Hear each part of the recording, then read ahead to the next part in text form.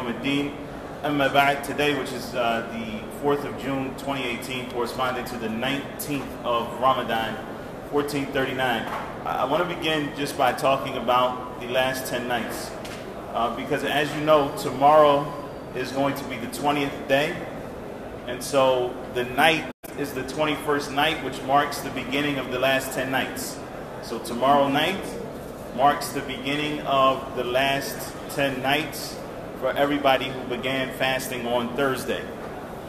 And so it's important for us to recognize that whatever you've been doing up to this point, reading the Quran on a daily basis, praying at night, watching your tongue during the daytime, making sure that you're protecting your fast from anything that would cause it any deficiencies. All of the things that you have been doing extra since Ramadan has begun, they have to go to the next level starting tomorrow night. Because everything that Allah subhanahu wa ta'ala has blessed us to do this far is in preparation for seeking out Laylatul Qadr. And that is why Aisha radiallahu ta'ala anha said that when the last 10 began, the Prophet sallallahu alaihi wasallam would exert himself in them like he would do at no other time. What that means is that you may exert yourself to the point that on the Eid, you're totally done, you're tired, maybe even sick or whatever, but you're going to push yourself through these 10 in a way that you have not done for any other time of the year. There's nothing else more important than that. And you can think at other times during the year when you've stayed up all night for some cause, when you had to go out of your way to do this or do that. Right now is the time to go out of your way to please Allah subhanahu wa ta'ala and to put those deposits of good deeds for the hereafter. The Prophet sallallahu alaihi wasallam would exert himself like he would at no other time of the year. And Aisha radiallahu ta'ala anha also said, إِذَا دَخَلَ الْعَشَرِ, when the last 10 would enter, أَحْيَا لَيْلَهُ, that the Prophet sallallahu alaihi wasallam would spend his night in the worship of Allah subhanahu wa ta'ala. And what is understood from أَحْيَا لَيْلَهُ, it means that he stayed up the entire night. Now, staying up the entire night may work for some people, it may not work for other people, and each of you knows yourself. So, if you need to get a 30-minute nap at some point during the night so that you can continue with the worship of Allah subhanahu wa ta'ala, then do so. You don't want to get to the point where you're so tired that when you're in tashahhud or you're in sujood, everybody else goes up and you stay down. Not because you're dead, but because you're asleep. You don't want to do that. You don't want to get to that point. And so you have to be able to measure what works for you, but just know that the Prophet ﷺ pushed himself. It's not, and again, when you think about it, pushing yourself does not mean you take it easy and just do what comes easy. It's not what the Prophet ﷺ did. And it wasn't like, oh, this was just easy for the Prophet ﷺ. And in fact, Allah subhanahu wa ta'ala may have made it easy for him. But the point is, ijtahada, as Aisha radiallahu ta'ala anha said. He did jihad. Yani it was a struggle. And that's what we're saying here. Is that it's not about what comes easy to you. I'm just going to take it easy and whatever comes easy to me during the last 10 nights. No. No, you have to struggle. You have to push yourself. You have to work hard. So the Prophet sallallahu alaihi wasallam, ahya laylahu wa shadda mi'zarahu. Yani the literal translation of that is that he tightened up his izar. The izar is the lower garment that you wear. And that has two interpretations. One is that he avoided any contact with his wives. You tie the lower part, that's it. There's nothing happening. And the other possible interpretation of that is similar to the way we say in English, roll up your sleeves. You get serious. Shadda mi'zarahu, he tied up his izar and he got serious. More serious than he was in the prior nights. And then she says, وَأَيْقَظَ أَهْلَهُ, and he would wake up his family. And here we have an important point, and that is that the Prophet ﷺ did not want those who he was directly responsible for and those whom he loved, he didn't want them to miss the opportunity of benefiting from those 10 nights. And that's because in those 10 nights is a night that is better than 1,000 months. Laylatul Qadri khayrun min alfi shahr. As Allah subhanahu wa ta'ala says, that the night of Al-Qadr is better than 1,000 months. And I don't think that we normally take the time to consider what that means. In one night, the worship that you do during that night is as if you've worshipped Allah subhanahu wa ta'ala with that same worship for 1,000 months. And if we translate that into our currencies, our commodities, okay? What would you say a person is a good wage for a person to make for working a night? A night right now starts at what time? 7 o'clock approximately, and ends at 4 o'clock, right? So we're talking about 9 hours. And that's the other thing. Laylatul Qadr doesn't start after Isha, it doesn't start with taraweeh. It starts at Maghrib. Whatever night it is, it starts at Maghrib. And so you have to be ready to take advantage of the opportunity that Laylatul Qadr offers you from the time of Maghrib, tomorrow. Okay, so let's just say that's 9 hours that a person works. What's a fair wage for 9 hours? Let's just say it was something maybe not that great of a wage. $100. Actually, okay, that's fine. Now, that's in one night he made $100. But now it's not $100 for the night. Now you multiply that by at least 10 to 700 because Allah subhanahu wa ta'ala automatically increases your good deeds for you by 10 to 700 times. So let's go with the minimum, which is 10. So now we're at what? $1,000. Okay. But now it's not about what you get in a night. It's not about what you get in a night because it's about a month. So now it's $30,000. Okay? But now that's multiplied by 1,000 because it's better than working for 1,000 months. So that's 30 million. It went from what? $100 to what? 30 million. Do we understand that that's not even really on your radar? To be able to make an investment of $100 and automatically get a return of 30 million. That's just not really conceivable. So now, let's just look at it like this. If you recite the Quran, the Prophet ﷺ said that for each letter that you read, there are 10. There's a hasana, wal hasana to be actually amthaliha, that you get a reward for every letter, and that letter is multiplied 10 times over because of, like we already talked about. So, for one letter that you recite on Laylatul Qadr, just think about it. So you start off with 10, and then that gets multiplied by 30 because it's the month. So that's 300, right? And then that gets multiplied by 1,000 for one letter, subhanAllah, of reading the Quran. The point is, and fadlullah wasi', we're lowballing because Allah subhanahu wa ta'ala is the most generous and His bounty is expansive, and we can never imagine what Allah subhanahu wa ta'ala has in store for those who strive to please Him subhanahu wa ta'ala. Okay? The point is just to kind of get an idea in your mind. You don't want to waste any time once Laylatul Qadr starts. You don't want to waste any time to the best of your ability. You want to eat less because you don't want to take that time eating. You want to keep your tongue wet with the remembrance of Allah subhanahu wa ta'ala, trying to read the Quran as much as possible. You want to give charity. Give generously throughout the last 10 nights. And if you're here and you can't find anybody here, you don't know what the situation is, should we give to these people or not? Maybe you have a way that you can support your local masjid back home online. Maybe you have somebody back home that can give on your behalf and you pay them back.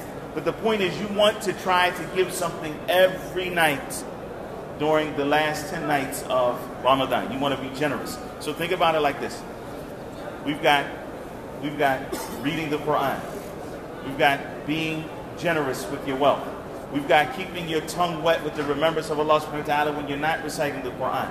And one of the most important things that you can do on Laylatul Qadr is standing in prayer.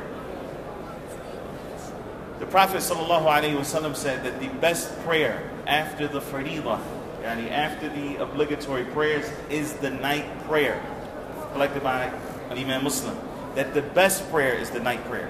And the Prophet ﷺ said, "Man qama laylatal qadr imanan wa ihtisaban, ghufira lahu ma taqaddama min dhanbihi." Whoever stands in prayer during the night of Al-Qadr, غُفِرَ لَهُ مَا تَقَدَّمَ مِنْ ذَنْبِهِ, that his previous sins will be forgiven. And so the Prophet ﷺ is encouraging us on Laylatul Qadr to stand in prayer. So just to advise those who may not know, starting from tomorrow night, when taraweeh is prayed, witr is not going to be prayed with taraweeh. From tomorrow night, not tonight, but Tuesday night, tomorrow night. When you stand up, when you, after Isha, and you pray taraweeh, the witr prayer is not going to be prayed. So they're going to pray 20 rakats, and then they're going to disperse. And then they're going to come back at 1 o'clock or perhaps 12:45, depends. And then they're going to pray 10 rakats. And these rakats are going to be longer than the ones that are prayed for taraweeh. The recitation is going to be longer. The ruku' and the sujood are going to have a bit more calmness with them, inshallah. They're going to slow it down a little bit. And then you're going to pray with those 10. All right? That brings up a question that a lot of people ask. And that is two questions. Number one, is it permissible to pray more than 11 rakats? And number two, is coming back for tahajjud, what they call tahajjud prayer, is that something that is sunnah? Is it permissible? So on and so forth. I don't want to take a lot of time to address these issues, because whether you think it's sunnah or not, it's happening. So my point was just to mention the fact that it's happening. That this is what is going to be done here in the Masjid of the Prophet ﷺ. But number two is that the sunnah of the Prophet ﷺ is not known by reading one hadith and then making a decision based on one hadith. Sunnah of the Prophet ﷺ in any given subject is known by gathering the texts that deal with that particular subject. That's first and foremost. That the texts have to be gathered. Not that you take one hadith, like the hadith of Aisha radiallahu ta'ala anha, where she said that the Prophet ﷺ never prayed more than 11 rakats, and then you stop. That's the only hadith you know. As if there's nobody else that ever talked about the qiyam of the Prophet ﷺ. As if the Prophet ﷺ himself did not talk about it. And so that is not a proper methodology of understanding Islam. It's not a proper methodology of approaching texts. To take one text, unless that is the only text that deals with a particular subject. But as long as there are other texts that deal with the subject, then we need to gather them, we need to look at them, and more importantly, we need to look at how were these texts understood by those who were with the Prophet ﷺ when the revelation was revealed. That is the Sahaba. What did they do with that information that they had from the Prophet ﷺ? And then you can look at those who came after them from the scholars of hadith and the scholars of Islam in general and see how they understood these hadith. So anyway, the point here is what? That there is no doubt whatsoever that it is permissible to pray more than 11 rakats for Qiyam al-Layl. That is not even a point of contention. Nor was it a point of contention amongst the early scholars of Islam. Ishaq ibn Rahawayh, rahimahullah ta'ala, and other early scholars of Islam mentioned that there was ijma' amongst the early scholars, the Sahaba and the Tabi'een, that there is no limit to the night prayer. And as long as we have an early consensus, if somebody comes 500 years later, 1,000 years later, and they say, no, but the hadith of Aisha says, and we say, pump the brakes, go back and look at how the Salaf understood, those texts. And don't you come now and try to understand it independently of the other text.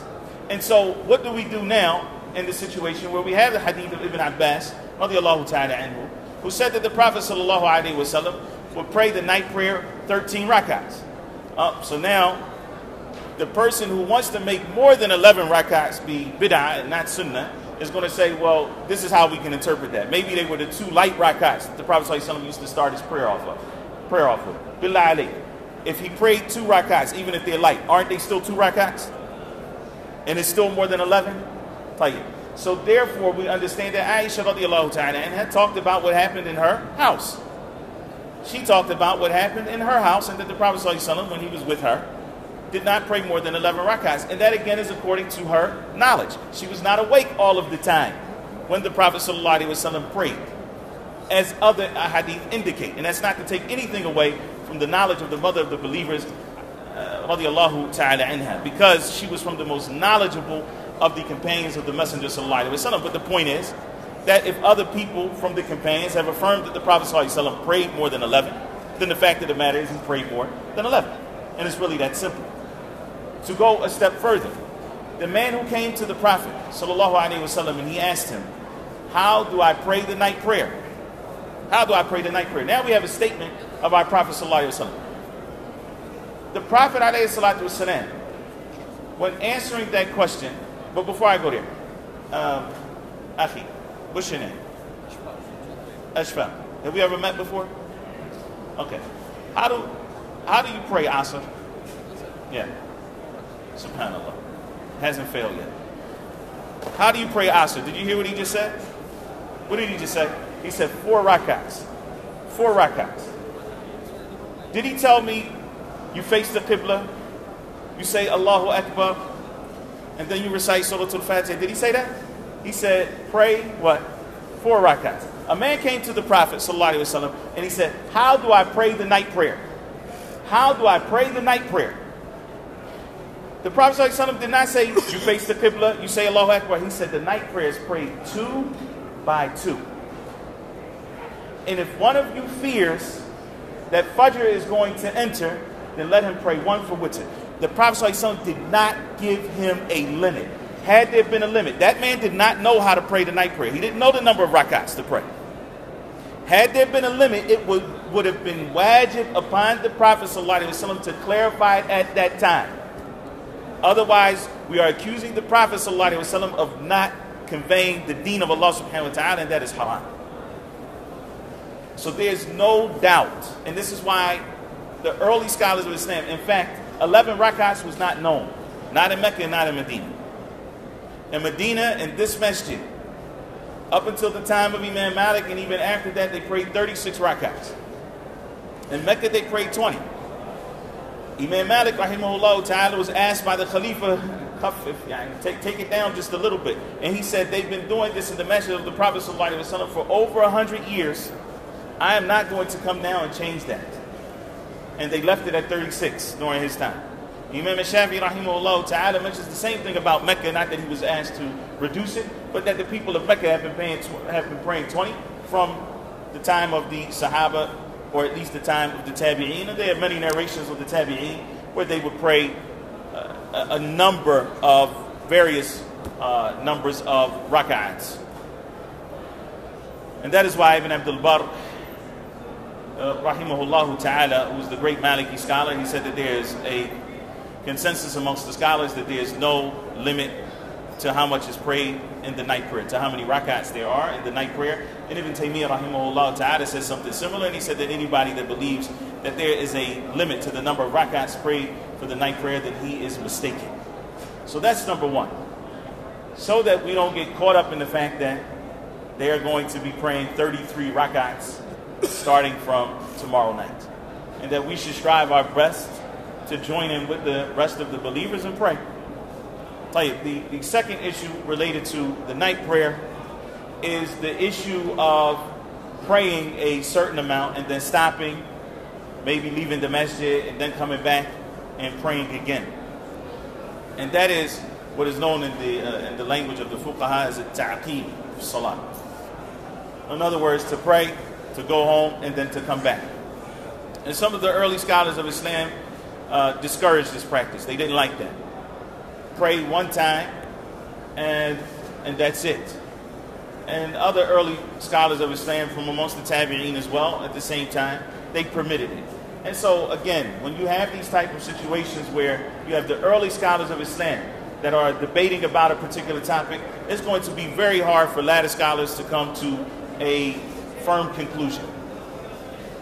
And there doesn't seem to be anything in Islam that would prohibit us from doing that, except for the fact that the Prophet ﷺ himself did not do it. But the fact that you find ulama from the Tabi'een who are practicing this, and not just in one place, because that's another thing you look at. Is it only those ulama who were in Basra, or only those ulama who were in Sham who did it, or only, no. It was widely practiced, and therefore, for those who do it today, inshallah ta'ala, there is no harm in that. In fact, there's a great reward from Allah subhanahu wa ta'ala. As it also relates to the night prayer, one thing we should not do is to get in the habit of leaving after a certain number of rak'ahs. Because the Prophet ﷺ said, "Man salla ma'a imamihi hatta yansarif kutiba lahu qiyamu laylah." Whoever prays with the imam until his imam is done, then it will be written for him as if he prayed the entire night. As if he prayed the entire night. Some people say, well, yeah, but there's two imams. There's one for the first 10 and there's another for the second 10. But it's all one salat. And so it's similar to what would happen if the imam was leading the salat and then he forgot that he didn't have wudu. What is he going to do? He's going to pull somebody from behind him to finish leading the salat. Do you say, no, I'm just going to stop here because the imam is done? The imam stopped? No, it's the same salat. And so as long as it's the same salat, that is what the Prophet ﷺ is referring to when he says praying until the imam is done. I mean, that is that you pray the entire salat. So if you pray for an hour, and that's how long the prayer is, for example, or the prayer is an hour and a half, and the imam is done, by you praying with him, it's written for you as if you had prayed the entire night. And that's something that you should strive to do, and you know, and not fall short in, inshallah ta'ala. So we've covered the issue of reading the Quran during the last 10 nights. We've talked about generosity during the last 10 nights. We've talked about prayer in the last 10 nights. We've talked about keeping your tongue wet with the remembrance of Allah subhanahu wa ta'ala. And from that remembrance of Allah subhanahu wa ta'ala, and sometimes it is one of the best forms of remembering Allah azza wa jalla, is to make dua. And we've been focusing on that for the last, I don't know, week or so. The importance of making the month of Ramadan a month of ad-dua. And so yesterday we started with the dua that Sa'd ibn Abi Waqqas radiyallahu ta'ala anhu, who was from the 10 who were promised paradise. He narrates this hadith and he says that the Prophet sallallahu alaihi wasallam used to teach us these words the way that one would learn in the kitaba, yani the way that one would learn when he is sitting with his shaykh teaching him how to write. In other words, the Prophet ﷺ took his time in teaching us these words. He was diligent in teaching us these words. He checked them to make sure that we were saying them properly. All right?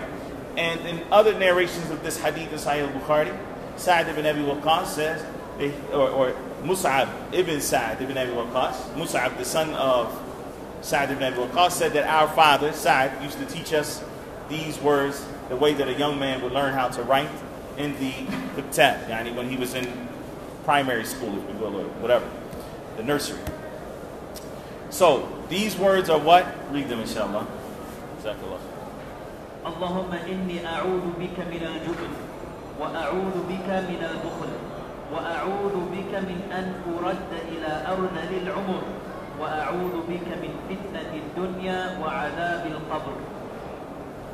On the authority of Sa'd ibn Abi Waqqas radiyallahu anhu, who said, seek refuge in Allah using words with which the Prophet sallallahu alayhi wasallam used to seek refuge in Allah.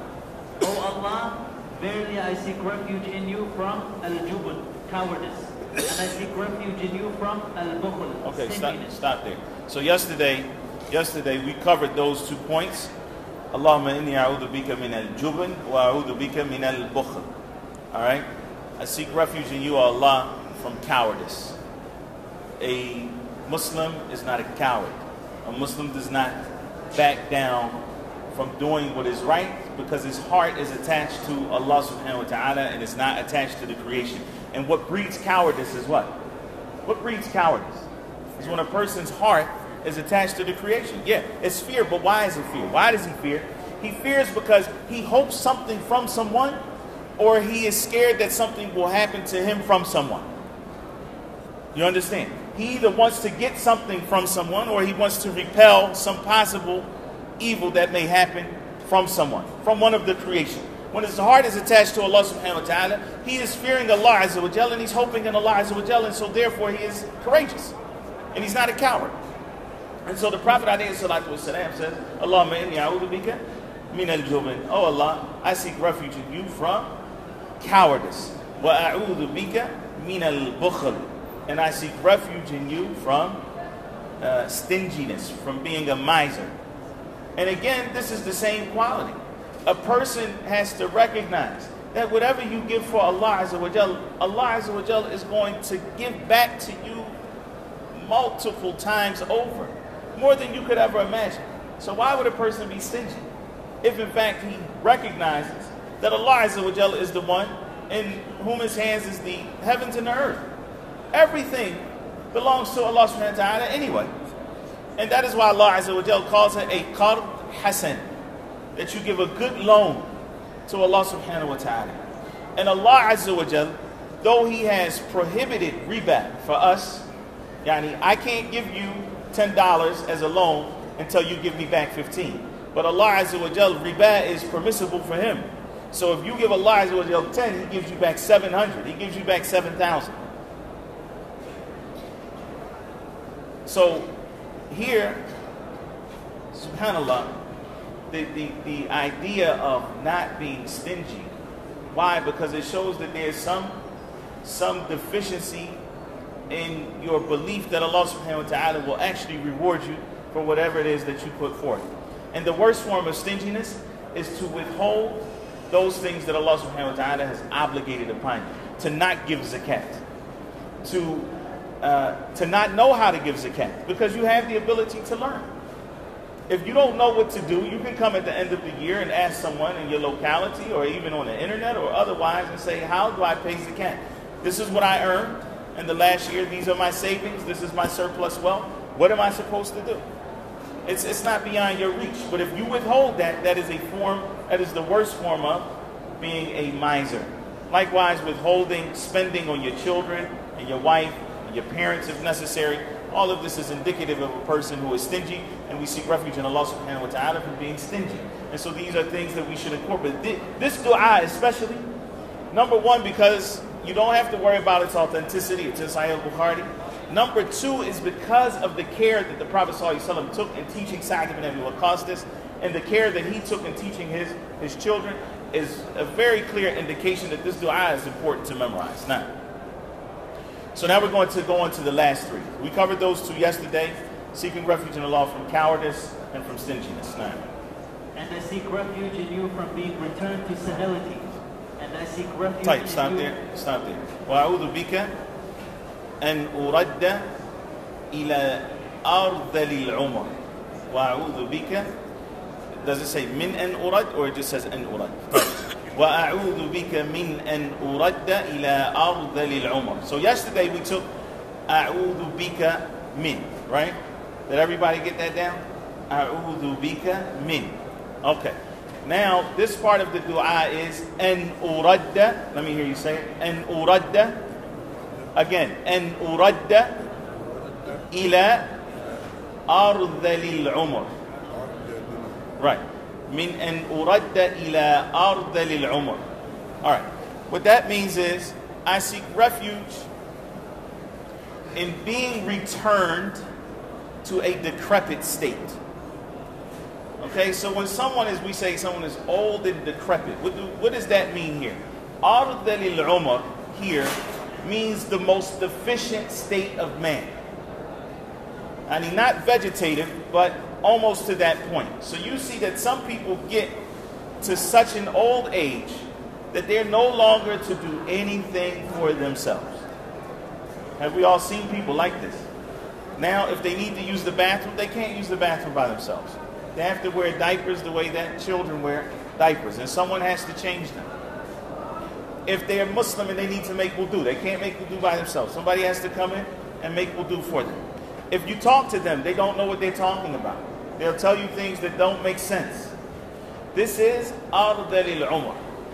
And we seek refuge in Allah subhanahu wa ta'ala from going to a state like that. And that normally happens from two things. Number one, from some kind of accident that affects the brain. And number two, simply from being of very old age. Okay? And so here, when you're seeking refuge in Allah subhanahu wa ta'ala, in other words, death is better for you than being returned to that age. And returned here, because the word returned is used, it wasn't that you were that age at one point and now you're going back and you're being returned to that age. It means that the life of man has stages. You're going through stages. You start off in your mother's womb and then you come out. And when you come out, you don't know anything, as Allah subhanahu wa ta'ala said. La ta'lamuna shay'an. You don't know anything. And what happens now when a person gets to that particular age, they don't know anything anymore. If you ask them what their name is, they couldn't tell you. What's the date? They don't know. Right now, you tell them, oh, I'm your son. I'm your son, Fulan. And then they say, oh, okay. And then you come back 2 hours later and they say, who are you? This is going back to the state like a child, except it's even worse. And it is the most deficient state and the worst state that a person can be in terms of their physical and mental health. And so we seek refuge in Allah subhanahu wa ta'ala from going back to that state. Because a person in that state becomes an extreme burden on their family most of the time. And maybe they've become such a burden on their family, and their family has become so unable of taking care of them that they put them in a home for people that are like that. But then guess what happens to the family? A lot of times they feel guilty about it. They feel guilty. So they're between either physical burnout, mental burnout, and emotional stress.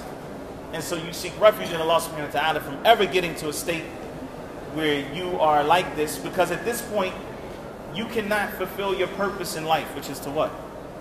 Which is the worship of Allah subhanahu wa ta'ala. A child is different. That child now is going from a stage where they know nothing, but they're increasing in knowledge on a daily basis. And then they get to a point where they become worshippers of Allah subhanahu wa ta'ala. A person who goes back to that state doesn't have any hope like that. That person now has lost their faculties. Their whole purpose of existence no longer ceases to be, because they cannot worship Allah Azza wa Jal anymore at this point. All of the obligations have been lifted because they no longer have the mental or physical capacity to be worshippers of Allah subhanahu wa ta'ala. And at that point, death is better for them. And it doesn't mean that you induce death. It does not mean that. And the whole concept of euthanasia and these type of things would have to be dealt with at a different time. It does not mean that. It does not mean that we can initiate death. When Allah Azza wa Jal wants to take a person's soul, then He'll take their soul. But it does mean that we seek refuge in Allah from getting to that state. No. And I seek refuge in you. Who can say the first three? Who can say the first three? Allahumma inni a'udhu bika min al-jubn. Keep it going. Wa a'udhu bika. وأعوذ بك من البخل. نعم.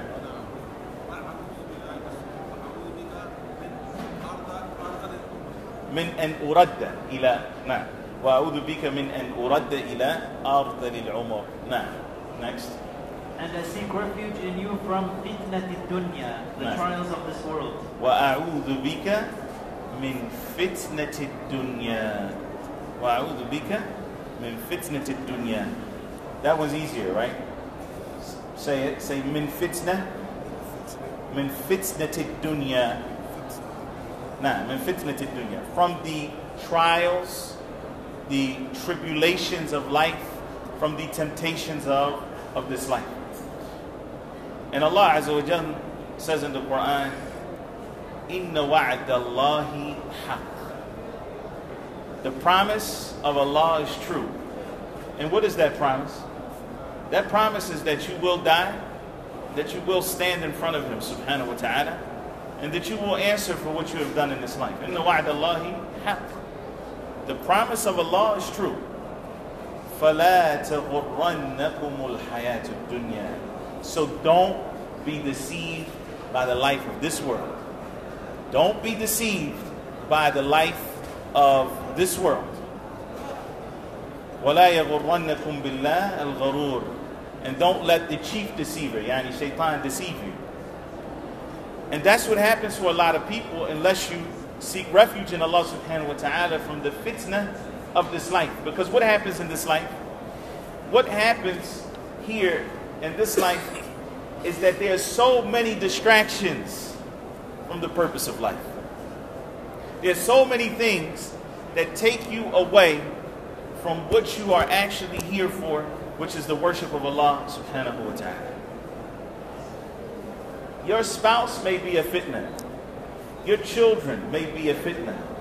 Your wealth may be a fitna. And for a lot of people, their wealth is a fitna. For a lot of people, their money is a fitna for them.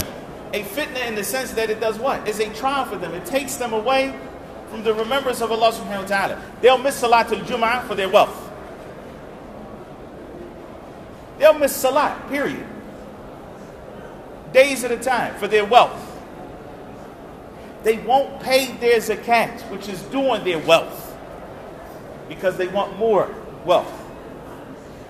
Once they get more, does it necessarily mean that they are happier because they have more? No, it means they're more busy trying to make sure that they keep the new wealth that they've acquired and figure out a way to sustain it and grow it. And so they become busy with their wealth. And if you all remember, we talked about the idols of the heart. And as Ibn al-Qayyim rahimahullah ta'ala mentioned, that every person has an idol that is in their heart that has to be broken. It has to be destroyed for you to be a true and pure worshiper of Allah subhanahu wa ta'ala. And that idol may be huge and difficult to overcome, and it may be small with other people, all dependent. But Al-Hasan al-Basri rahimahullah ta'ala says something similar on this particular topic. And he said, إِنَّ لِكُلِّ أُمَّةٍ صَنَمٍ وَصَنَمُ هَذِهِ الْأُمَّةِ الْمَالِ. He said that every ummah has an idol, and the idol of this ummah is wealth. The idol of this ummah is wealth. That means people worship their wealth. The Prophet ﷺ said, "Ta'isa abdu dinar, ta'isa abdu dirham." And he's wretched. He's miserable. The one who worships the dinar and the one who worships the dirham. Worshippers of gold and silver. How do you know when you worship something, when you give it preference over other things? Giving your wealth preference over your deen is a problem. It's a problem. When you give your wealth preference over pleasing Allah subhanahu wa ta'ala, and you allow it to take you down a path that is displeasing to Allah subhanahu wa ta'ala. In fact, a person may even do something that they know is haram, or that they believe is haram, but because it brings them more money, they do it because they want more. And so that is a form of worship of that. That doesn't mean that this person is not a Muslim. No, I'm not saying that. But that's a form of worshiping other than Allah subhanahu wa ta'ala. And so we have to beware of the fitna of this dunya. The fitna of this dunya is real. And it comes in those two forms, shubuhat and shahawat. Because the fitna of the dunya may come in the form of misinformation. It may come in the form of your children, your relatives who study different philosophies and who are now shaky about their belief in Allah subhanahu wa ta'ala. That's fitna in this dunya. That's from the fitna of this dunya. And many times we expose ourselves to this fitna. It's not even something that we have to do, but we expose ourselves to this fitna. And when you seek refuge in Allah subhanahu wa ta'ala from the fitna of this dunya, bi'idhnillah, take you away from that. Take you away from being exposed to those things which are going to make you doubt the very existence of a creator, which is incredulous. And then the fitness of shahawat, which are lusts and the temptations. And perhaps there's not a time that has come upon the ummah where the temptations have been as they are today. The Prophet ﷺ said, "Mal faqru akhsha alaykum." It's not poverty that I fear for you all. ولكن أخشى عليكم الدنيا تبسط لكم. يعني I fear that the dunya is going to become wide for you, and you're going to have wealth, and with that wealth you're going to do things that are displeasing to Allah subhanahu wa ta'ala. So we have to seek refuge in Allah subhanahu wa ta'ala from the fitna of the dunya, and that is the fourth thing. So number one is jubn, cowardice. Number two is al-bukhl, which is stinginess. Number three is min an uradda ila ardil umar, which is to return back to a decrepit state. And number four is to seek refuge in Allah from the fitna of this dunya. We got the four in English, right? Sure? Because if you don't know them in Arabic, you just can say them in English. But make sure you seek refuge in Allah subhanahu wa ta'ala from these things. Now, last one. And adab al-qabr, the punishment of the grave. And we seek refuge in Allah subhanahu wa ta'ala from adab al-qabr. And in some narrations of this hadith, min fitnat al-qabr. And fitnat al-qabr is the questions that a person is asked in his grave. Who is your Lord? Who is your Prophet? And what is your deen? And the adab al-qabr is real. The adab al-qabr is real. Meaning that a person will face in his grave either bliss and happiness, or he faces punishment from Allah subhanahu wa ta'ala. And this is before the punishment of the fire. Now read what the Shaykh said about the 3, 4, 5 inshallah.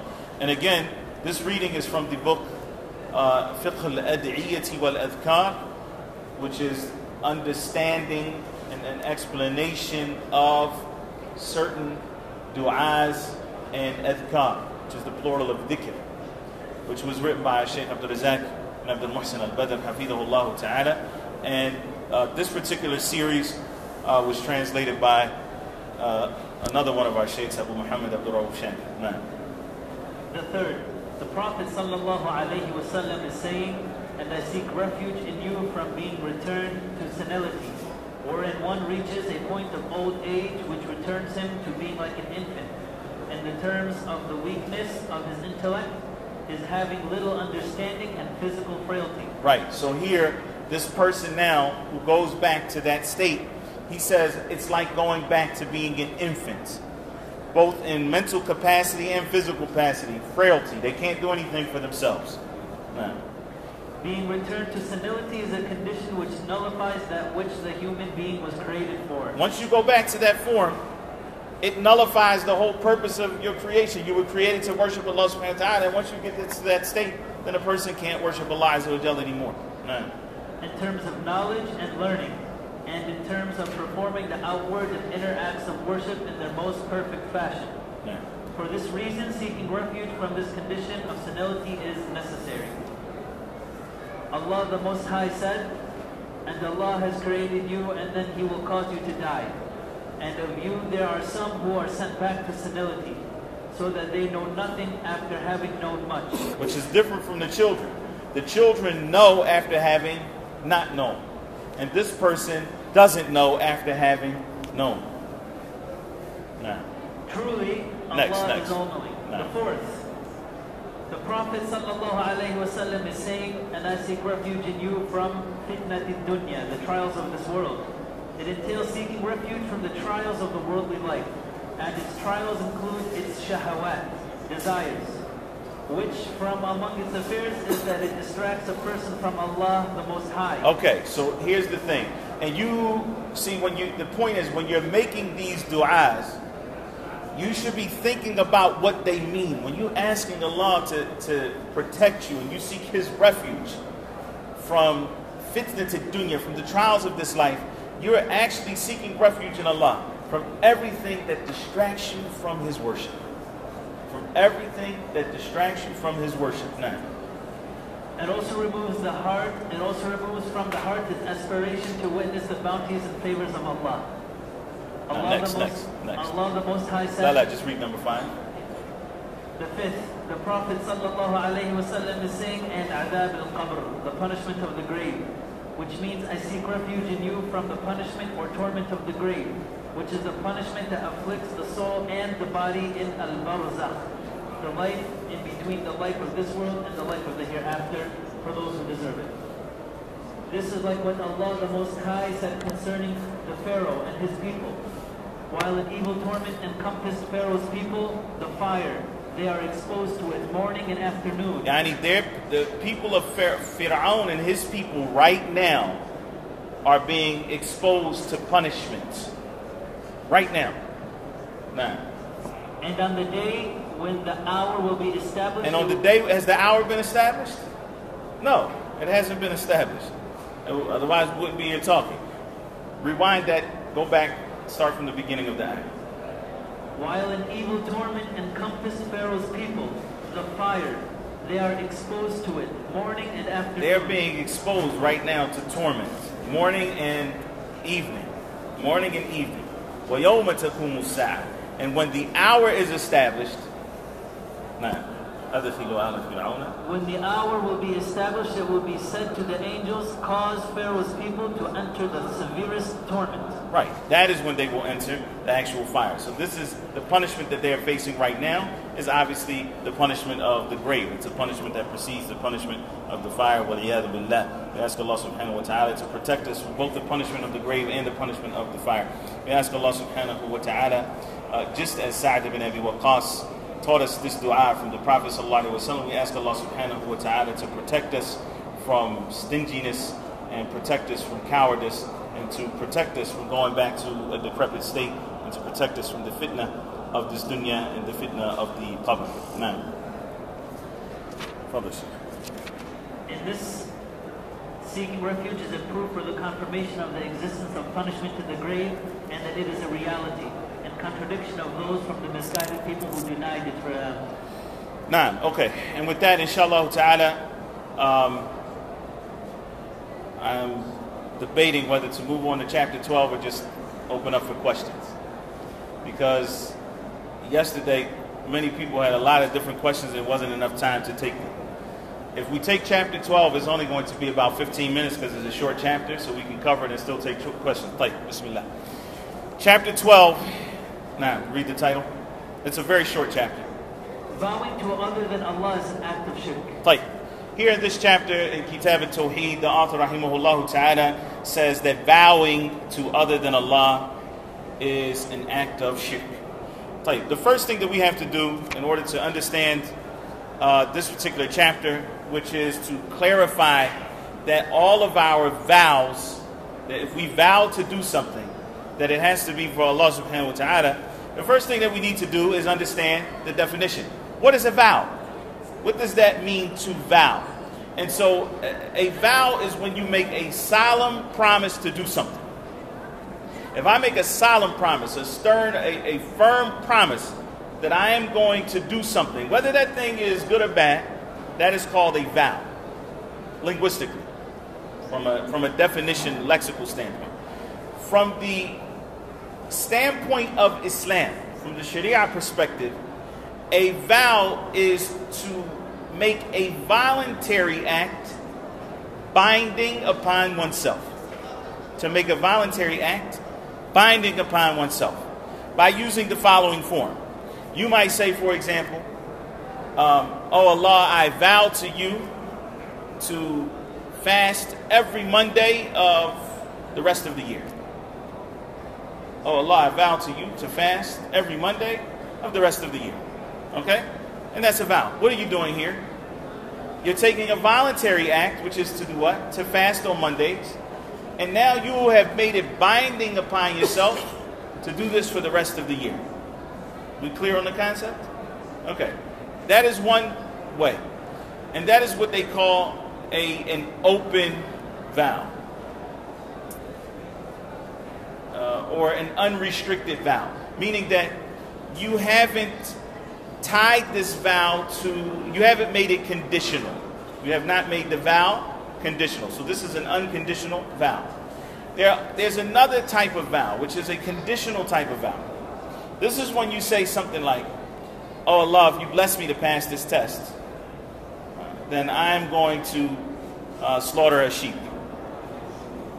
Oh Allah, if you cure my mother, I will make i'tikaf in the Prophet's Masjid in 1439. Something like that. So, why do we call it a conditional vow? Because the act is not going to be carried out. That the act of ibadah is only going to be carried out if Allah subhanahu wa ta'ala decrees that the thing was going to happen that He said that He wanted to happen. You understand? So if you don't pass the test, then you're not going to slaughter the sheep. And if your mother is not cured, then you're not going to do what? You're not going to make i'tikaf in the Masjid of the Prophet alayhi salatu wasalam. Like, you understand the concept of vowing? What a vow is? Okay, so you're making something, you're taking a voluntary act and you are now making it binding upon yourself. This is what a vow is from the Islamic standpoint. And this practice was very common amongst the idol worshippers of old, where they would make these kind of vows to Allat, wal Uzza, wal Manat, and so on and so forth, as we've discussed. And even today, those who venerate certain shrines and tombs and so forth, they'll go and they'll say, oh Sayyidi Fulan, oh Sayyidi Fulan, if my mother is cured, then I will slaughter a sheep for you. All right, this is a vow, but it is a vow to other than Allah subhanahu wa ta'ala.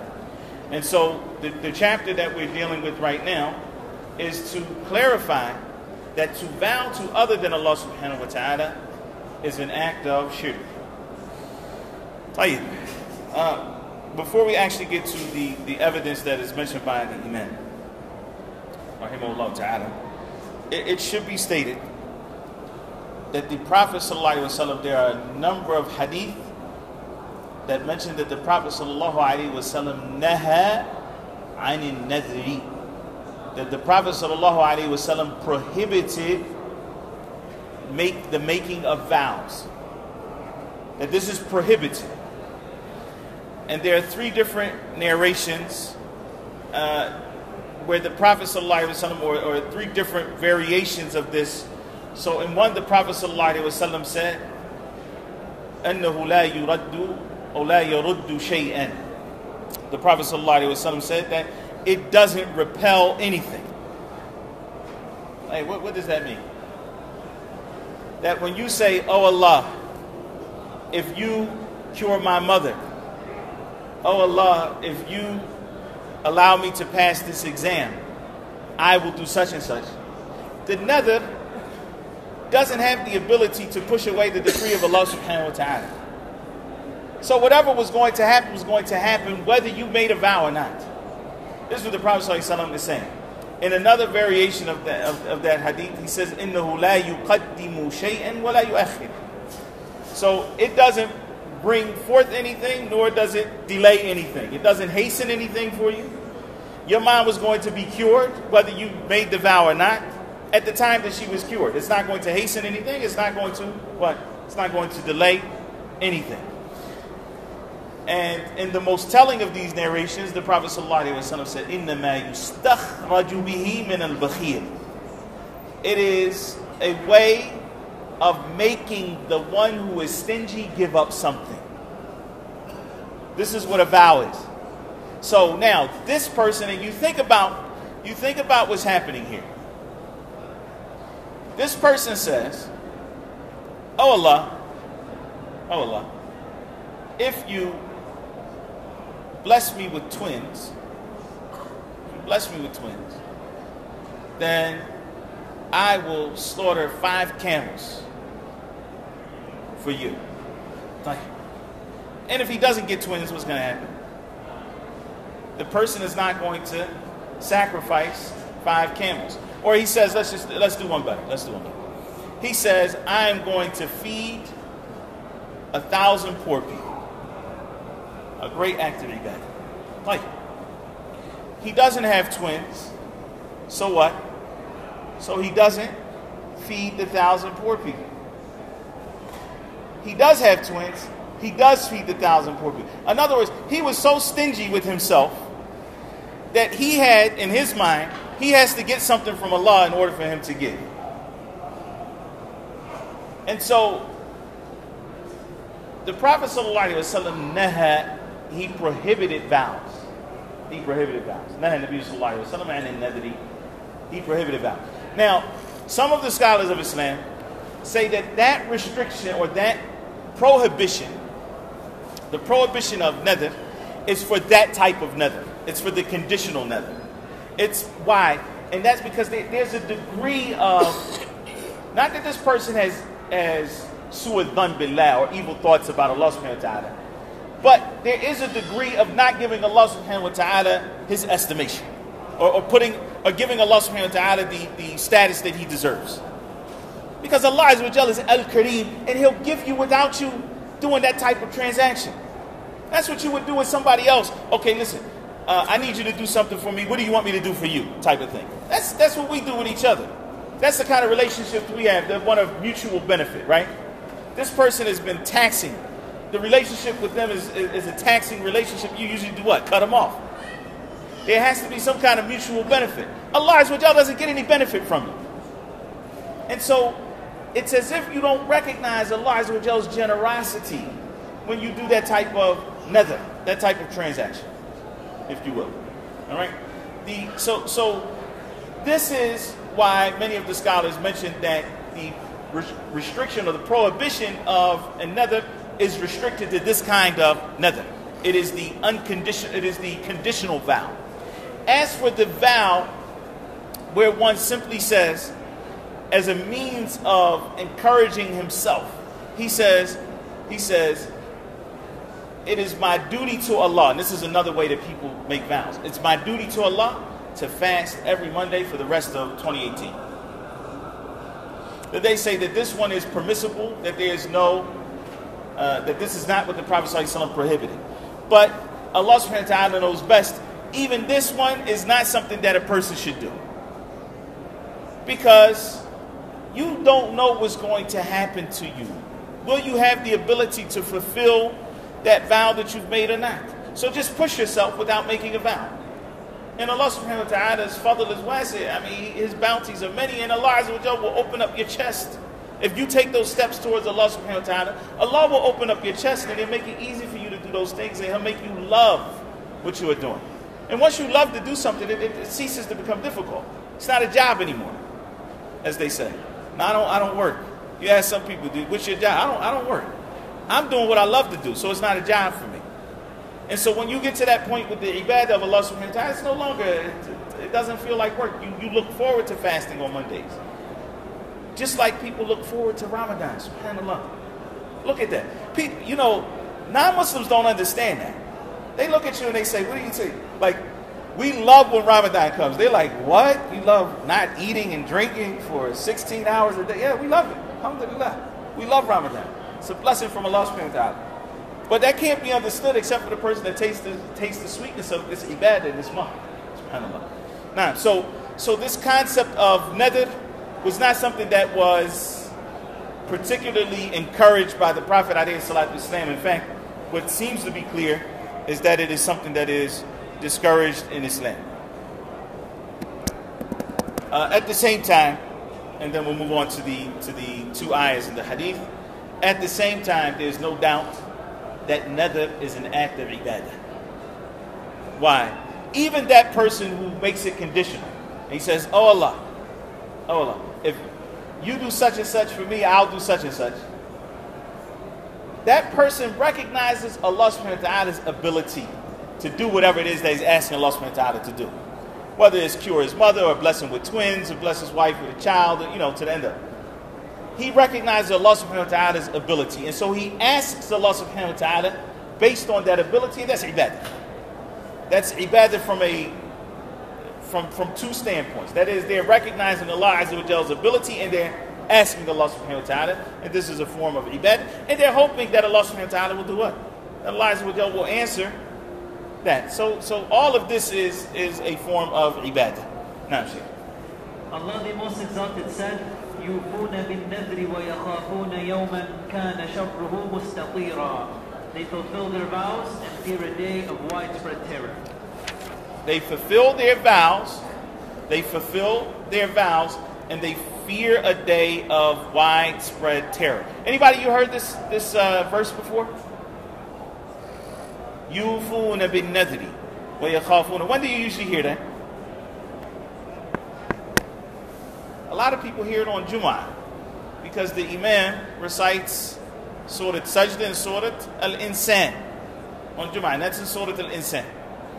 And Allah subhanahu wa ta'ala says, إِنَّ الْأَبْرَارَ يَشْرَبُونَ مِنْ كَأْسٍ كَانَ مِزَاجُهَا كَافُورًا.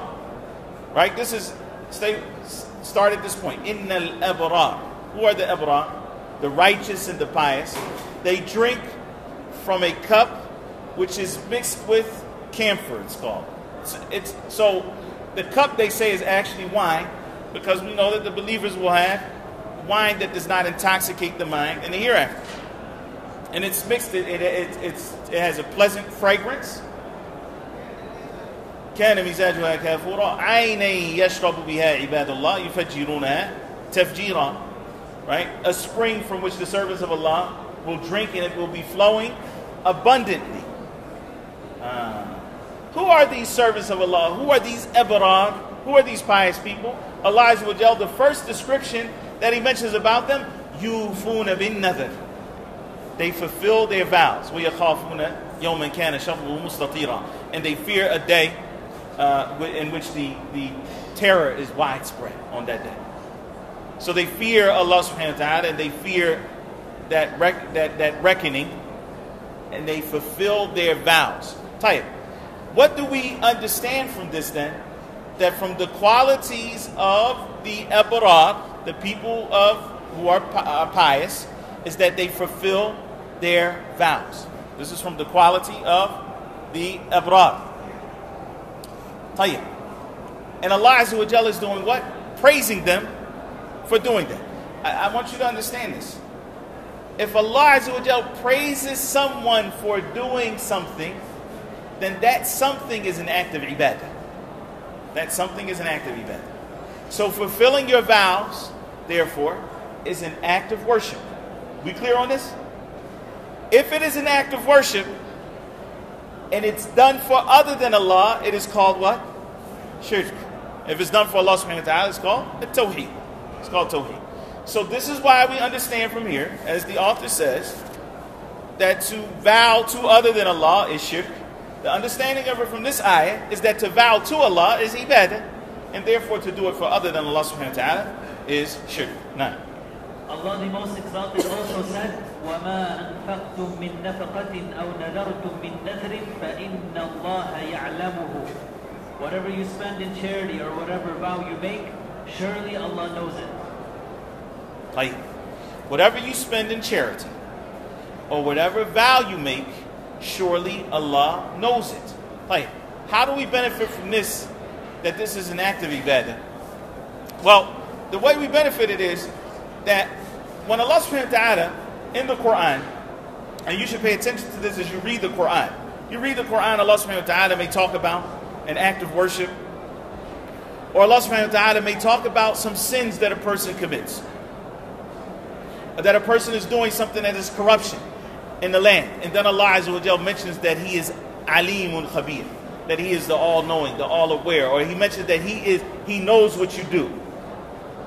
And here Allah subhanahu wa ta'ala says, فَإِنَّ اللَّهَ يَعْلَمُ. Allah knows it.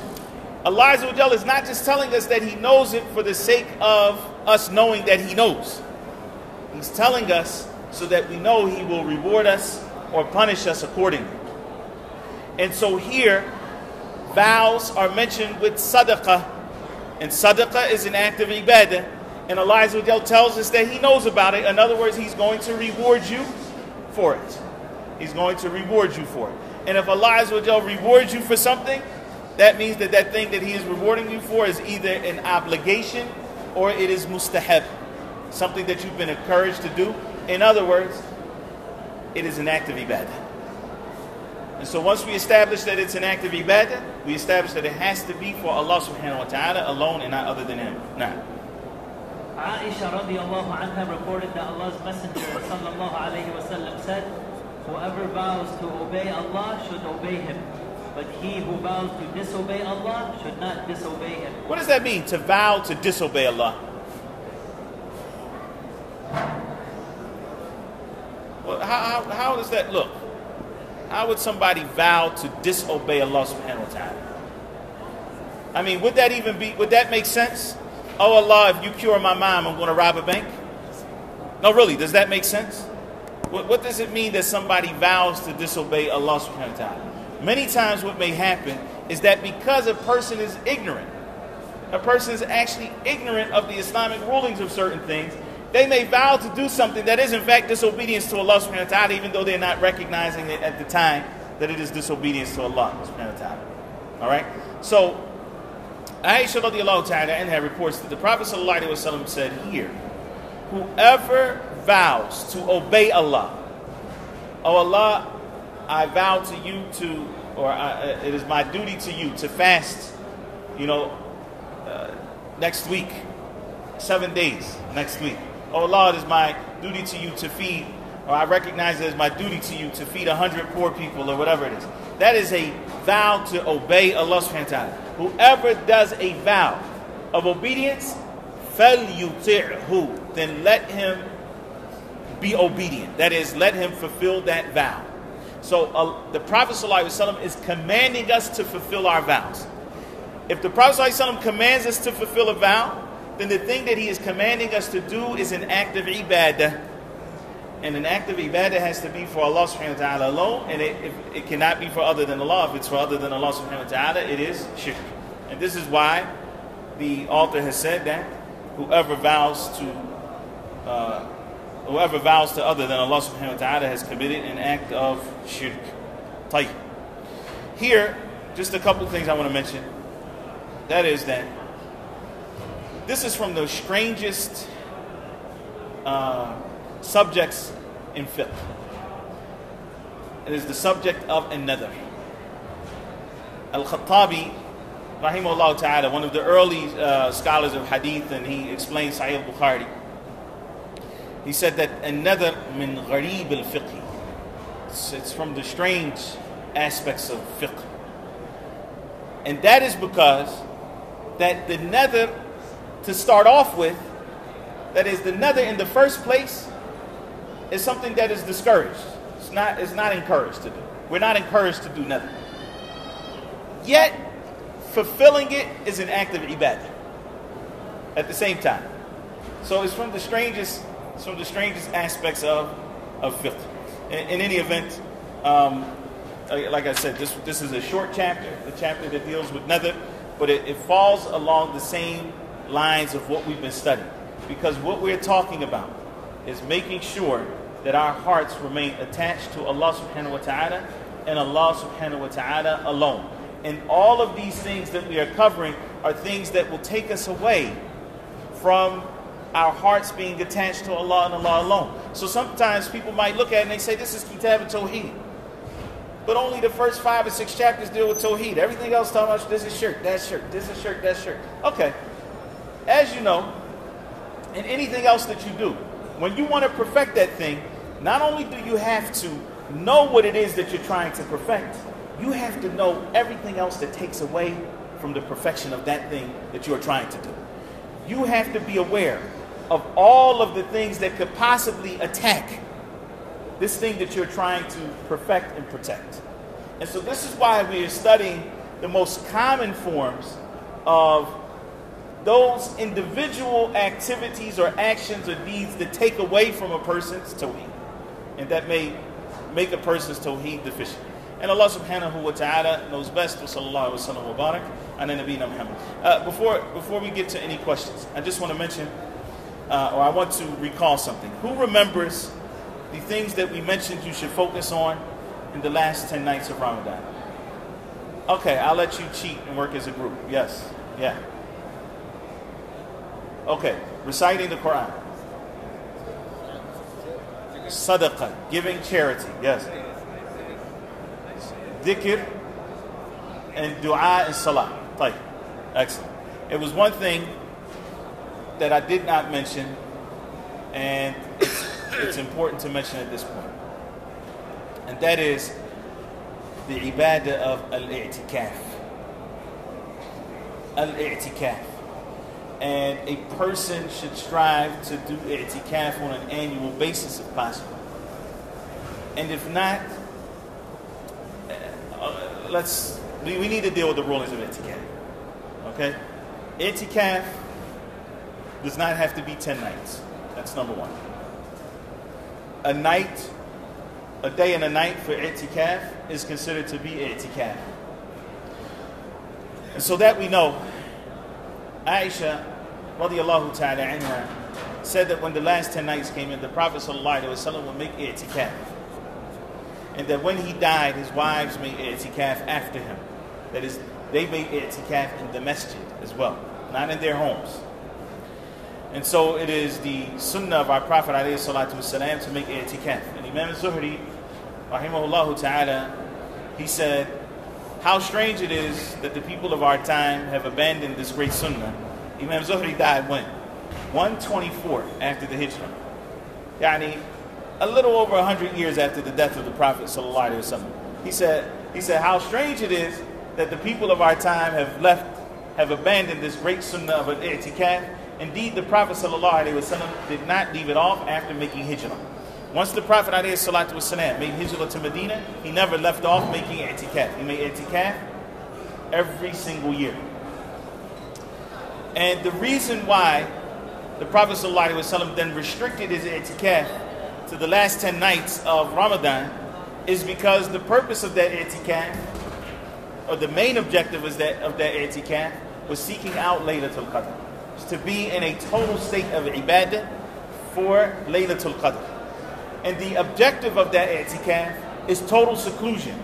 That is, that a person isolates himself, that a person gets rid of all distractions, and he focuses on his relationship with Allah subhanahu wa ta'ala. So what you see some of the people doing in i'tikaf, when all of the boys get together, and we hang out, and we call it i'tikaf, that's not i'tikaf, that's just sleeping in the masjid.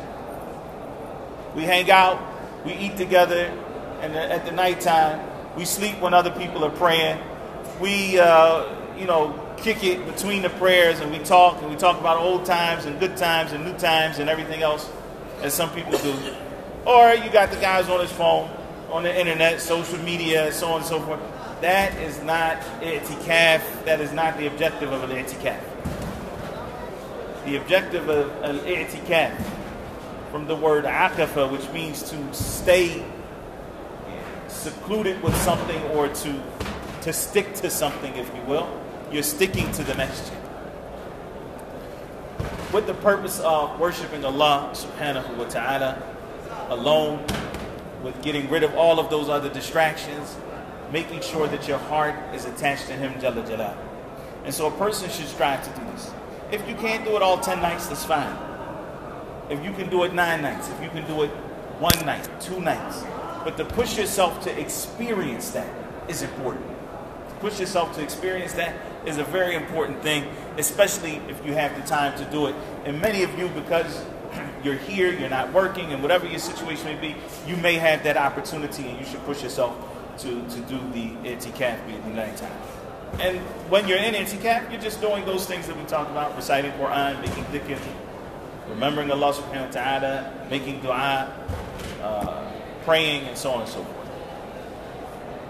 Nah. طيب. Any questions? Nah.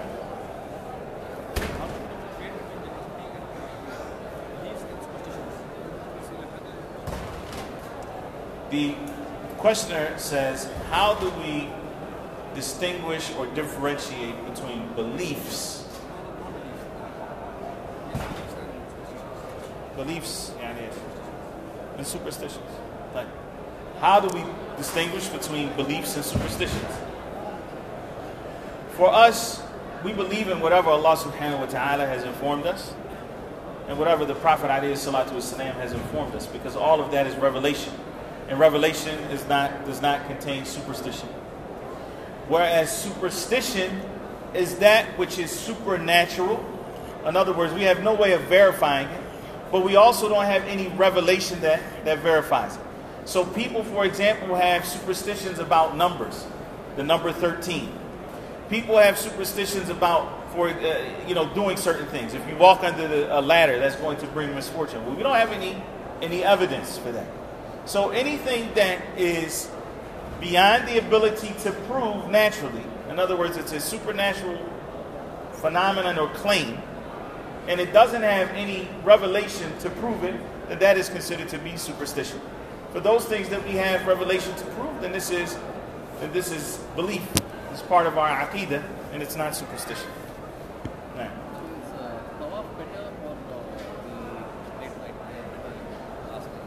night? Right. So, alhamdulillah, that's a good question. I'm glad you asked that, and I hope people pay attention to the answer. The questioner says, in the last 10 nights of Ramadan, when we're seeking Laylatul Qadr, is prayer better or is tawaf better? Obviously, this only applies to the people who are in Mecca, because you can't make tawaf of any other, the only thing that you can make tawaf of is the Kaaba. And the answer is, without a doubt, no question, prayer is better. Now, the Prophet ﷺ said, "Man qama Laylatul Qadr, imanan wa ihtisaban." Whoever stands in prayer in the night in Laylatul Qadr. So, one second. I'm going to get there. Don't worry.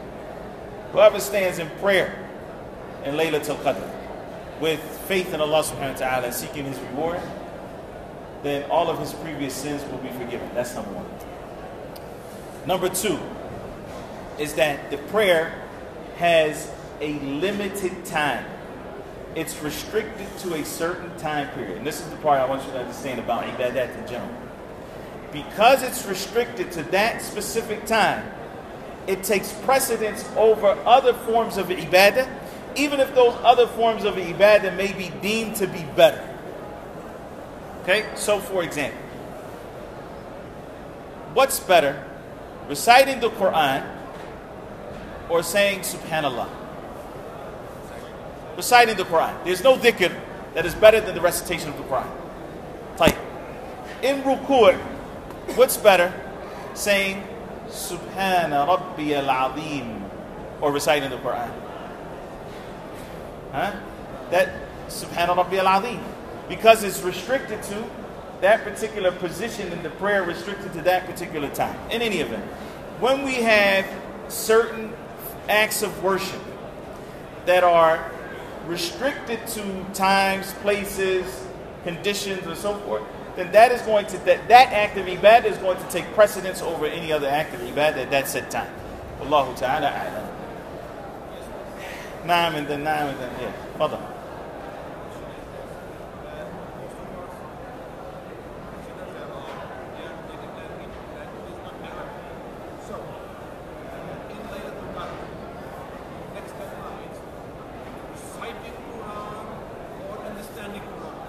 Very good. Yes. Nice. Jazakallah khair. Okay. Barakallah fiik. No, I understand your question. It's a great question. Alhamdulillah. So the questioner says that the majority of us here listening to you don't understand the Arabic language. And therefore, what I'd like to know is, what's better to do on Laylatul Qadr? Is it better to read the Quran in Arabic, right? Or is it better for me to read a translation of the Quran and actually understand the Quran? And to be honest with you, I can't say that either one of them is better than the other. What I'll say is this: strive to do both, and whatever is closer to your heart at that particular time, do it. Because in general, the ibadah that stems from the heart and that makes the heart feel better and closer to Allah subhanahu wa ta'ala, then that is the ibadah that is better for you at that particular time. So if you feel that reading the translation of the Quran and actually understanding, getting a good understanding, and again, as I mentioned previously, it's important to do our best to learn the Arabic language and to try to understand the Quran. But here, to read the translation of the Quran and actually feel like you're understanding what Allah subhanahu wa ta'ala is saying, and you're getting a lot of benefit from that, and you feel that that is more beneficial for you at that particular time than reading the Quran in Arabic, then so be it. But don't neglect in totality reading the Quran in Arabic and getting the blessings of reading each of those letters and hopefully understanding some of what you're reading. You may come across certain words in the Quran as you're reading, and you start saying Al-Jannah, An-Nar, Ar-Rahman, Al-Ghafur, and you understand that. And it may, though you're not going to understand like you're reading in your native language, you may get some form of understanding. Yes, so you look for that. You look for that balance. But again, that balance is going to be balanced. What's going to be in the scales is what's closer to your heart at that particular time. Wallahu ta'ala a'lam.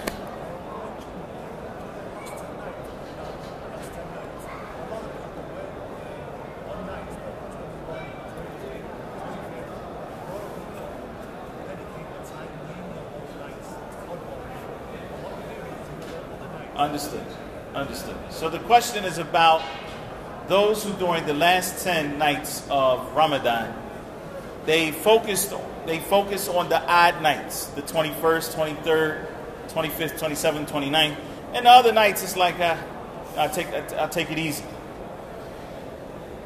So the Prophet ﷺ defined for us, or said in definitive terms, that Laylatul Qadr is in the last 10 nights of Ramadan. So hadith in Sahih al-Bukhari, where the Prophet ﷺ said, "Iltamisuha fil witr min al-ashr al-awal." Yani seek for it in the odd nights of the last 10 nights. There's another hadith where the Prophet ﷺ said, seek for it when 7 remain. And this is also in Sahih Bukhari. When 7 remain, when 5 remain, when 3 remain, when a night remains. And so many of the scholars have said that if the month is a full month, meaning it goes 30 days, then 7 remaining is actually the 24th night. 24, 25, 26, 27, 28, 29, 30. Right?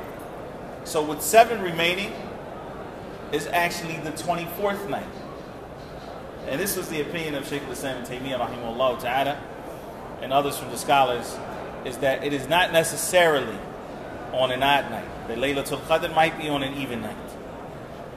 And so you strive in your worship of Allah subhanahu wa ta'ala the entirety of the last 10 nights. Even though the hadith of Ibn Umar radiallahu ta'ala anhuma, the Prophet sallallahu alayhi wa sallam said that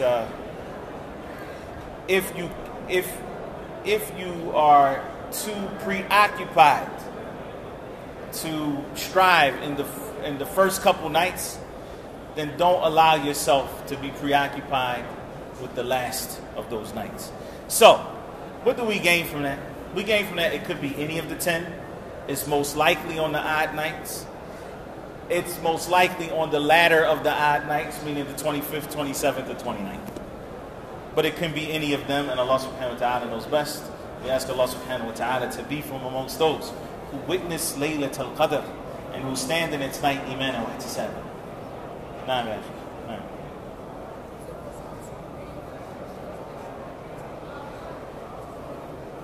La.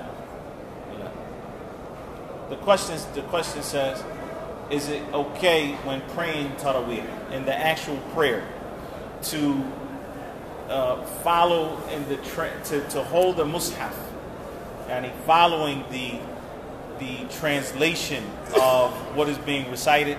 And the answer to that is no, and Allah subhanahu wa ta'ala knows best. And that's because the scholars in general, in terms of the fatwa, highly discourage anyone from holding anything during the prayer. And you shouldn't be holding anything during the prayer. The only exception to that rule is the imam himself. If he has to hold the mushaf because his hifz is not good enough to lead the people in prayer, and perhaps a person standing behind him who is holding the mushaf to correct him there for fatwa that mentioned that. Everyone else is highly discouraged from holding anything in their hands while in the prayer. And Allah subhanahu wa ta'ala is best. Nah, I can't do it here. But here and then here. Go ahead. Tayyib. Is there a limit for how many times a person can perform istikhara for the same thing? That I'm aware of, there's no limit. However, what I know from the actions of some of the companions of the Messenger sallallahu alaihi wasallam is that they would do it 3 times. That they would perform salat al-istikhara 3 times for the same thing. So I'm not aware that there's a limit for that. And a person, subhanAllah, at the end of the day, istikhara is what? It's a prayer. And so there's no harm in repeating that prayer until whatever it is that you are looking to do becomes clear to you, and Allah subhanahu wa ta'ala knows best. We know that in one go, in one travel, you can go only one. But if I make my travel like I'm coming to Makkah, then to Madinah and going back again to Makkah. So the question is, if I have already made Umrah, and then I come to Medina, and then I'm going back to Mecca, can I make another Umrah? And the answer is, without a doubt, you can make another Umrah. Because you've gone outside of the miqat. You've gone outside of the miqat. The Medina, in fact, is Abiyar Ali or Dhul Hulayfa is actually the furthest miqat from Mecca. So you're going outside of the miqat, and then you come back in. There's no harm in doing that whatsoever. And I don't even know that there's a difference of opinion amongst the scholars in that particular issue. The difference of opinion lies in those who do not go outside of a miqat. So they go to Masjid Aisha or something like that. But no, the way that you described it, which is to come outside of the miqat and then go back in, that's permissible, and may Allah subhanahu wa ta'ala bless you. Naam, and then Naam here. Thank you, salam.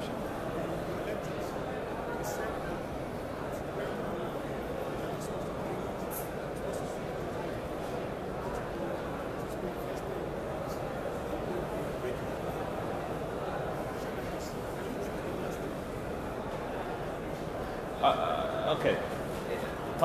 So just to clarify, what's going to happen here in the Masjid of the Prophet ﷺ and some of the other larger masjids is that they're going to pray 20 rakats right after Isha.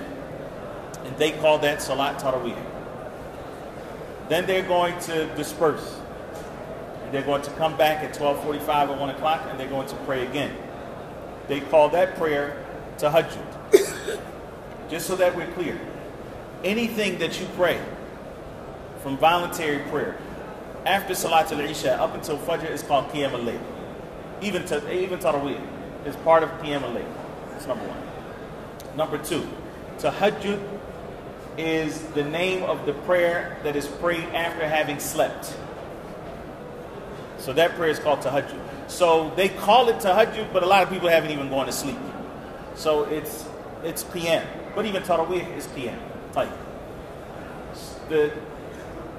The best thing to do is to pray both. Is to pray this and that. If a person has to choose one or the other, then the one that is better is the one that is the later one. And that is because it'll be during the last third of the night, and that part of the night is better than the first part of the night. So if a person is only going to pray one for whatever reason, then choosing the latter one is better. Wallahu a'lam. Nah. Can we shake both hands at the same time in the prayer? Using both hands in the prayer. In the prayer, can you do what with both hands? By using both hands like this. Shaking. Shaking both hands. What do you mean shaking? I'm not understanding. By both hands.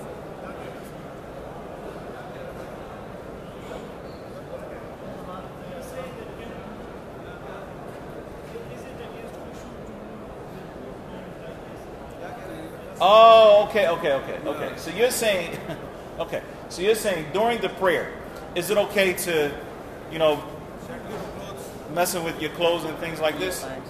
It doesn't invalidate the prayer. That does not invalidate the prayer. However, it does show that there's a lack of khushu' in the prayer. Recognizing that, subhanAllah, you read some of the stories and if it wasn't for the fact that it came from so many different angles, you would almost not believe some of the things some of them stung by a scorpion in salat did not move until the salat was over. So the khushu' that they had in their prayer was just different. And they weren't, a person who's doing all this, it means that they are not in tune with the actual prayer and the fact that they're standing in front of Allah subhanahu wa ta'ala. So, but to answer your question, it does not invalidate the prayer. It doesn't mean that the person has to pray all over. Let him and then we go. So, right.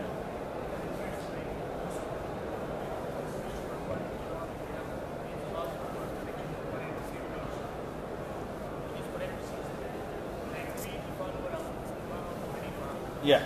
Oh, okay. Excellent. Okay. So the questioner is asking, is it permissible to follow more than one madhab, basically, right? So is it permissible to follow the madhab of Imam Ahmad in one thing and the Imam Abu Hanifa in another thing? So the answer to that is that Allah subhanahu wa ta'ala will ask us on the Day of Judgment, مَاذَا جَبَتُمُ الْمُرْسَلِينَ? What have you answered from what the prophets have come with? And in your grave, Allah subhanahu wa ta'ala is going to, the fitna that you are going to be tested with in your grave is who is your Lord, who is your Rabb? Who is your Rabb? Who is your Nabi? What is your deen? So you're going to be asked about the Prophet Muhammad alayhi salatu wasalam. We are not held accountable as Muslims for following any particular madhab or following all of the madhabs or any of them. Is it permissible to follow a madhab? If that is the way that the easiest way for a person to learn fiqh, to follow a madhab and to study a madhab, then that's not a problem. That's not a problem, to study a madhab. For a person who has gone beyond that level, that is, that they've gone to a level where they have the ability to look into certain texts and understand how scholars arrived at their conclusions, and they feel that this opinion of a different madhab than the one that they originally studied is closer to the truth, because now they're looking at it and they see that, wait a minute, even the opinion that my imam has is not the majority opinion, and there are evidences from the Quran and Sunnah that seem to indicate that this is the correct opinion, then they follow that. They follow what they believe is correct, because Allah subhanahu wa ta'ala did not hold us accountable for following Imam Ahmad or Abu Hanifa or Abu Thawr or anybody else. Even though Abu Thawr was not one of the main four, but the point is, we're not held accountable for that. Similarly, we don't go to the other extreme and say, you can't study a madhab. No, everybody has to go back to the text for themselves. Everybody doesn't have that ability to look through the legal means of how you get to a certain ruling. It's not enough just to say, yeah, we're just going to follow, like we just covered. Subhanallah. Aisha radiallahu ta'ala anha said that the Prophet ﷺ didn't pray more than 11 rakats. So you'll get somebody that says, you can't pray more than 11 rakats, and that's bid'ah. Even though there's no early scholars from Islam, ever, that agree with that opinion. And so not Malik, not Abu Hanifa, not Shafi'i, not Imam Ahmad, or any of their schools, or any of the ones who were with them, agree with that opinion.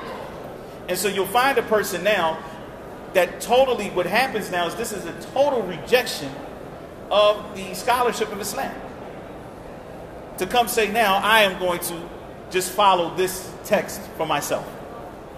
No, that's a rejection of the method through which Islam was transmitted to us. It was transmitted through the companions, to the tabi'een, to their students. And then it was canonized, if you will, in these four madhab. Even though, the Tahiri school as well has its legitimacy in many points. So anyway, the point is that yes, you can follow more than one madhab. In fact, for most people, you will follow more than one madhab, especially if you go ask a mufti something. Because that mufti has to give you a fatwa based on what he believes is correct in front of Allah subhanahu wa ta'ala. And it may not be from your madhab. And you have to follow that mufti. Okay? So, yeah, in general, what is totally frowned upon in Islam is what is known as tatabbu' al-rukhas. In other words, the person goes to each madhab and he looks for the concessions in the madhab. So in this madhab, it's halal to do this, and in this madhab, it's halal to do that, and he says, in this, I'm Hanafi because Nabeed is halal. So, and in this, I'm Zahiri because music is halal, which music is not halal in any of the four madhab, by the way. But in the Zahiri madhab, so now they're Zahiri. And that, you see? And so they pick from here to make everything halal. Man tatabba' ar-rukhas faqad tazandaq. Like the scholar said, whoever goes around following the concessions of the madahib, tazandaq, yani he's fallen into hypocrisy. He's fallen into hypocrisy. Like we have to stop here. Subhanakallah wa bihamdik, shadu la ilaha illa anta, astaghfiruka wa atubu ilayk. This is whose phone? My phone.